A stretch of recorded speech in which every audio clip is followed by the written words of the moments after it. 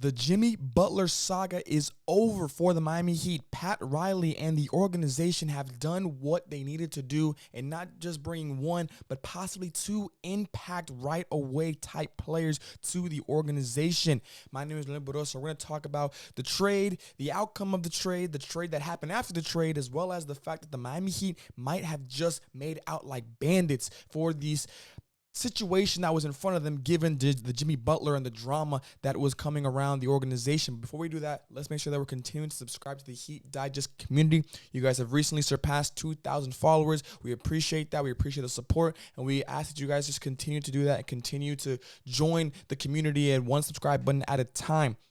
We're going to talk about now the trade and the expectations now that the Miami Heat have found themselves with regards to not just the post-Jimmy Butler era, as well as, or more so, the fact that you made out very, very good for yourself. Obviously, if you haven't seen it, or if you haven't, not obviously, but if you haven't seen it, the Miami Heat obviously traded Jimmy Butler to the Golden State Warriors for basically Andrew Wiggins and 3 possible first-round picks, 2 that are top 10 protected, I believe, and then 1 that is unprotected in 2027, if I'm remembering correctly. Those 2 top 10 picks, I'll touch on them briefly.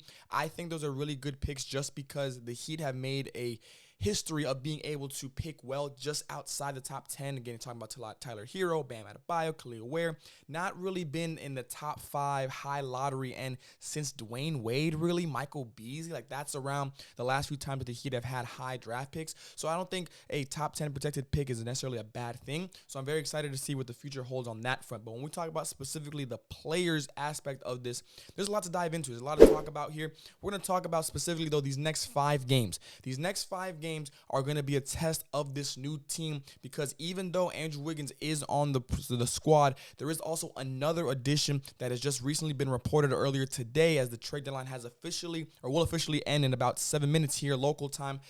The Davion Mitchell trade. Davion Mitchell has been officially joined to the Miami Heat, and what a steal I believe that is for the Heat. I'm a big Davion Mitchell guy. I feel like he's the type of player that if you're a hoop head, you really like his game. He's nicknamed Off Night for a reason. His defensive ability is very, very underrated as you can be, considering that is what his role is. But I just think when you talk about the top and perimeter defenders, you don't necessarily talk about Davion Mitchell too much, because he was in Sacramento, and after that was in Toronto before eventually coming down here to Miami.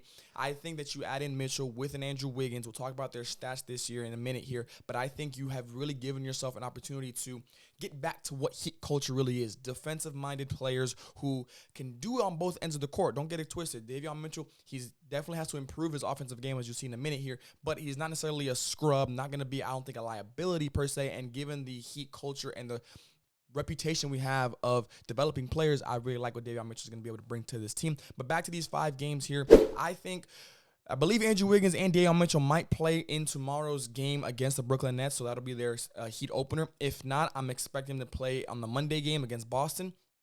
After that, you got OKC, Dallas, and Toronto. A lot of tough teams here, and I think that's why these next 5 games are going to be very, very important. Obviously, whether you play with Mitchell and Wiggins or not, I think we should be able to beat the Brooklyn Nets. Those next 4 games, though, those are very tough, mainly the next 3. You got versus Boston, at OKC, and then at the new-look Dallas Mavericks, which I'm very excited to see that game. And then you have a little bit of an easier game against Toronto.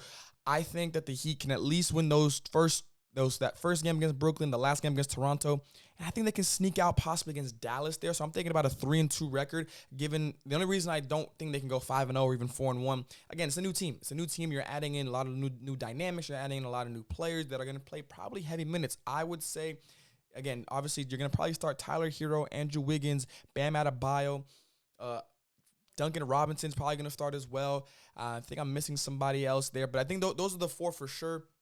You got to look around the team. You have Terry Rozier still. Could Davion Mitchell start right away? I don't think so. Could Khalil Ware jump in there and probably give it to Jaime Hawkins if I had to put a guess to it? I think that'd be the 5 that I would run with, just because of, stability and understanding the system and those kind of things. But there is a world where Davion Mitchell probably does play as a starter, possibly in certain games and definitely in certain matchups. So I think these next 5 games will be a good test for the team early here as they go into the All-Star break that's right around the corner. But there's not like I mentioned, this team is not necessarily going to wow you right away. And we look at some of the numbers. These are Davion Mitchell's numbers this year. Again, offensively, he's not going to be jumping off the page. Only averaging 6 points a game in 44 games played. He's averaging 4 assists, just under 5 assists, 4.6, 1.9 rebound. He's averaging just about a steal a game. Shooting 43% from the field is not bad on limited shots. So I'm very curious to see how, in an expanded role that he will have here in Miami, offensively speaking, how that will increase, hopefully, whether it's the shot attempts, whether it's the percentage over time, as well as on the three-pointer. I mean, he's shooting 36% pretty much from the three-point line on 3 attempts per game. That's a pretty good average. Again, to be a defender like he is, you don't necessarily need to be knocked down. You just need to not be a liability. And we've seen that the Heat can create those type of players if they have the right players around them, as well as the right type of people that we're hoping will do that. Again, the Caleb Martins of the world, the Drew Smiths of the world. So I'm very excited to see the development for a Davion Mitchell. Now, when we look over at Mr. Andrew Wiggins' numbers, again, 43 games played, all of them started. Off rip, immediately a big steal for the Heat, a big plus, because the biggest thing right now is there's been a hole at the small forward position, and that's because Jimmy Butler has not been playing that much. So you get a player who's played pretty much every game so far. Hopefully that continues. You get a player who's averaging 30 minutes a game, 18 points per game, 4 rebounds, 2 assists. He's just under a steal a game. Again, Davion Mitchell and Andrew Wiggins, believe it or not, are 2 of the top 10 ISO perimeter defenders in the association. They are up there when we talk about lockdown defenders that you can put on the other team's best player. And then you also have 44% from the field, 37.9% from the three-point line. He's actually, I believe, 4th in his career right now, just under his other average of 38. So he's right there on the cusp of his 3rd best season at shooting the 3-ball. I think it's going to be very, very important. I think that the Heat are expecting an Andrew Wiggins resurgence, I guess you can say, back to the finals run of a few years ago for the Warriors. Now, am I going to sit here and say Andrew Wiggins is the next face of the franchise? Is he going to be the best player on the championship team? No, I don't think he can be that. I'm not. Again, that's the prediction right now. He could, again, develop into that over time. He's still relatively young. We're going to talk about his contract situation in a minute here. So he still has a lot to offer when we talk about potential. But potential can only get you so far before we got to start calling a spade a spade. And Andrew Wiggins could be some would argue the second best player on the championship team that he was on the Warriors back a few years back, a 3rd best player at least. Could he do that? Yes. Now, if you put him around a team like you have in front of you, where a lot of good players, a lot of young players, a lot of athletes, a lot of defenders, a lot of people who can create for themselves as well as create for others, a good coaching and good culture, now we're talking about possibly amplifying, which the Heat are very good at doing, at overachieving, and now you can maybe bank on that type of thing. So I think that's what the Heat are trying to aim at. You build a really good team, you continue to be competitive, you continue to be in the playoffs, you continue to make some noise in the playoffs, and then there's going to be that star that's going to say, hey, I want to go down to South Beach and I want to play with these guys, because I'm very, very excited to what they can offer and what they have to bring. So those are kind of a few of the expectations that I think the Heat are going to be looking at right now, because I think those are realistic expectations. Now, while there might be realistic expectations, I do think we can talk about a best case scenario for the Miami Heat and this new look crew here, because in my opinion, the best case scenario, the Miami Heat just get out of the play-in and are not a play-in team. In the Jimmy Butler era, we have always been a play-in team. That has been our MO. We are that team that you don't want to see when postseason comes around. That team that, hey, they get hot at the right time. They're shooting the ball very well. They do this, they do that. They could make a run. We've proven it before. I think if the Heat can avoid the play-in, that is not just realistic expectation, but that's best case scenario, because we just haven't been able to do it in the past. And I know that might be setting the bar kind of low, and I'll talk about a little bit of a higher reach in a minute here. But I just think that the fact that we were never able to get out of the play-in and be one of the top 6 in the Jimmy Butler era since the play-in was added to the association, that should be a goal for this team. I think that's very, very doable. Again, you obviously have Cleveland and Boston at the top there. They're pretty much have to solidify 1 and 2, just a matter of who will get which spot. You have the Knicks, who they're kind of under the radar, I would say, right now, because the top 2 teams are getting so much attention. The Pacers, who, while they're up high, it's not like they have a lot of breathing room. The Bucks, who made a very, very interesting trade that I think will actually impact the Heat in the future, and I'll get to that in a minute here. But they're not necessarily a demon like they used to be, or on this necessarily championship projection. Again, a contender, I think, definitely on the outside looking in, if I was being honest. But they still have Giannis Antetokounmpo, so you got to give them the respect. Obviously, we're there at number 6, so we're out of the plane right now. And you've got those hungry Pistons, those hungry Magic, the Hawks, and then the Bulls. The Bulls, I feel like they're that team that's going to be in the 10th seed because anybody below them, they're just not trying to win right now. The Hawks are having a better season, even though they have had some injury problems. The Magic and the Pistons are the team that I feel like the Heat have to feel are bringing down their neck. Again, if the Heat can avoid the play-in, I'm happy, and I believe that they did their job and have achieved something that we have never done in the Jimmy Butler era, like I said. In a world, though, this team can get to the 4th seed. Absolutely no question about it. Again, 25 and 24 right now. The Pacers are 28 and 21. You do have to make up some ground. I'm not saying it's going to be an easy task. But the Pacers, I feel like they're going to start tailing off. I don't think they're going to be able to stay at this pace. And I think it's more so not necessarily the fact that the Pacers tailing off. I think the Heat haven't hit their stride because you've been dealing with Jimmy Butler problems for so long. You basically have been playing without a real 3 at that position that you can play heavy minutes. Again, 30 minutes per game is what Andrew Wiggins is going to be bringing to this team. That's going to be a very, very big addition. And you do in the middle of the year, we've seen the Dallas Mavericks last year. They made a midseason trade and they made it a finals run. Now, I'm not saying we're going to make a finals run, but I'm saying you can make that type of run in this moment that the Heat have because I feel like you have just the weight lifted off of you. Again, a lot of the players, I feel like, and they've reported, they have no ill will towards Jimmy Butler, from that side of things. And honestly, I know Houston talked about it already in a kind of a Jimmy Butler recap of his tenure. As much as the exit was ugly, we're not going to sit here and say that Jimmy Butler did not deliver in certain aspects. Again, historic performances that we will always remember, historic playoff runs we will always remember, just moments that we will look back and say, I remember when Jimmy Butler did that. I remember where I was at. I remember what I was doing, those type of moments. So we're not going to sit here and bash Jimmy Butler. Yes, the exit was not ideal. Yes, the exit was not necessarily peaceful and kumbaya into the sunset. But in the end, we did get what I feel like you could best get without necessarily feeling forced to make a trade, even though you technically were to get Jimmy Butler out of here. So I think that's the best case scenario. 4th seed is the best case scenario. I don't think that the Heat can get those top 3 unless you're talking about a magical run, to be honest with you guys. Realistic expectation, avoid the play-in. Just avoid the play-in. Can we please be top 6 in the conference? Minimum. That's all I'm asking for here. And then, again, 4th seed I think should be the goal.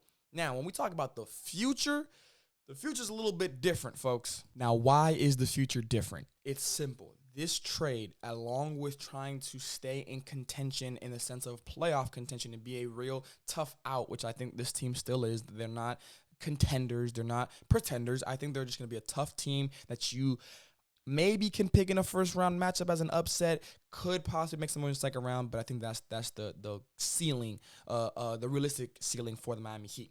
This is also a future move. You get off Jimmy Butler's salary.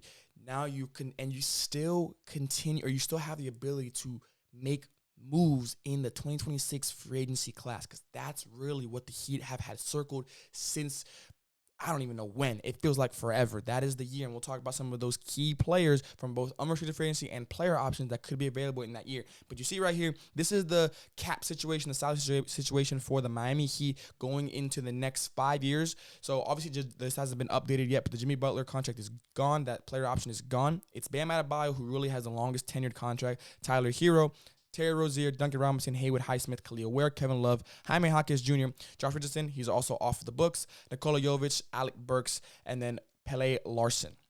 Yeah, Davion Mitchell's not added here. Andrew Wiggins is not added here. Davion Mitchell's contract is team-friendly. You don't have to really worry about that. I do have Wiggins' contract here with me as well. So we'll look at that right there. This Andrew Wiggins contract going into the next 4 years. So $26 million, $28 million, $30 million. Now, $30 million is a player option. So depending on these next 2 seasons could be more money, probably. But obviously $30 million is not a great number, but it could be team friendly depending on what kind of Andrew Wiggins we get. Again, we don't need the number 1 overall pick that was pegged to be the next LeBron James coming out of Kansas, Andrew Wiggins. We need the Golden State Andrew Wiggins that was playing defense, that was being able to hit timely shots, make big plays, be an athletic freak, be someone who can create for themselves and for his teammates, be a system, or be the highest level system player you can think of, just on the edge of an all-star, just on the edge of possibly being a really, really, really good player, maybe top 30, top 25 in the association. Then he'll technically be an unrestricted free agent in the 27-28 offseason. Now, we talked about a few of the players. I said we're going to talk about a few of these players that are going to be free agents. So let's take a look exactly at who some of those players are here. We'll start here with the player option players. So these are all players that will be technically free agents in 2026 offseason because they have a player option. These are not the only ones, but these are the main ones in my opinion. You have Damian Lillard, Bradley Beal, Zach LaVine, Trae Young, Luka Doncic, Andrew Wiggins, like I mentioned, Draymond Green, Kentavious Caldwell-Pope, Jakob Poeltl, Austin Reeves, and Jose Alvarado. Are all these players going to be Heat players, or are they fit the Heat culture? No. The main one on here, obviously, is Luka. Yes, Luka just got traded to Los Angeles. Yes, Luka is probably going to sign somewhat of an extension for the next few years, at least from the Lakers side. But at the same time, if the Lakers aren't winning, is there a world where, isn't there a possibility that Luka can at least test the market, test free agency, because he's already gone through a rebuild with the Mavericks in his first few years in the association. He got to the Western Conference Finals against the Warriors. He got to the NBA Finals against the Celtics. He's tasted that before. I don't think he's going to want to sit through another rebuild because right now the Lakers, yes, they have LeBron, they have Luka. After that, are you really excited for the rest of the stuff around him? Probably not. There's a world where Luka Doncic can be an option, and that's what the Heat are aiming for. You do also have a Damian Lillard, who, again, at that point, he's going to be a lot closer to 40 than he is now. Don't know if you necessarily want that. Bradley Beal not going to be on the radar. Zach LaVine, possibly, but not necessarily enticing. Same thing with Trae Young. You obviously want to re-sign Andrew Wiggins, KCP, Austin Reeves. Those could be some good rotational players that the Heat could look at to try and lure away from their respective teams. There's some player option movement here for the Miami Heat when we talk about that offseason in 2026. Now we talked about the player option players. Now let's look at the unrestricted free agents. These are the main ones. Now, obviously, there's a lot more unrestricted free agents, but I feel like these are the ones who will be on the Heat's radar. You got LeBron James. I understand he'll be over 40 there. I understand all that, but I feel like you still got to put him because he is the king at the end of the day. LeBron James, Kevin Durant, who's already expressed interest in being in Miami, Chris Middleton, who, like I mentioned, the reason I put him on here is because of that trade that was done with the Wizards from the Bucks to send Middleton there. I don't think he stays there, but I also don't think there's a world where I don't think there's not a possibility at him just playing out the rest of his contract and then going into free agency and trying to sign with another contender. So that's why I think Chris Middleton is someone you can keep an eye on. I do think the Heat will probably want to sign Terry Rose or re-sign Terry Rozier, maybe even on a friendly deal to be a trade option or trade piece in future negotiations. So I think he's going to be someone to keep an eye on. John Collins, I feel like would be a good fit next to Bam, Khalil Ware, De'Aaron Fox. Yes, he just got to San Antonio with Wemby, but who's to say it's going to work out right away? So I feel like you still got to put him on there as an unrestricted free agent target. Julius Randle and Jaren Jackson Jr. I like Triple J over Julius Randle in my opinion, but I think both players can possibly fit. I've talked about Julius Randle in the previous videos with regards to Jimmy Butler trade, and Jaren Jackson Jr., I think you put him next to Bam Adebayo. That's a match made in heaven in my opinion. So those are some of the unrestricted free agents that I feel like the Heat could maybe could be looking at in the future. Again, this is all just kind of me doing my own research and finding things out. In the end, though, this was the best outcome you could have if you're a Heat fan, if you're a member of the organization, if you're a player, because I don't think Tyler Hero, Bam Adebayo, Jaime Jaquez Jr., I don't think any of them are going to be upset playing with Andrew Wiggins, playing with Davion Mitchell, who's going to make life so much easier for everybody. You've had a very good basketball season so far. Tyler Hero makes his first All-Star game. Bam Adebayo still has the ability to get better, even though he hasn't had a bad year statistically. The offense is what we've been really asking for. Again, just get to close to 20 points per game. Give me 18. He's at 16 right now, I believe. Give me 18. Jaime Jaquez Jr. continuing to develop. Khalil Ware getting valuable reps. You see something brewing here for Miami. They did an absolutely great job. I think, again, they made out like bandits because they are able to get not one, but two impact players in Davion Mitchell and Andrew Wiggins. Comment down below. Do you like either one of those guys? You like both of those guys? You like none of those guys? You think we maybe undersold the Jimmy Butler trade? And we'll catch you guys in the next episode of Heat Digest.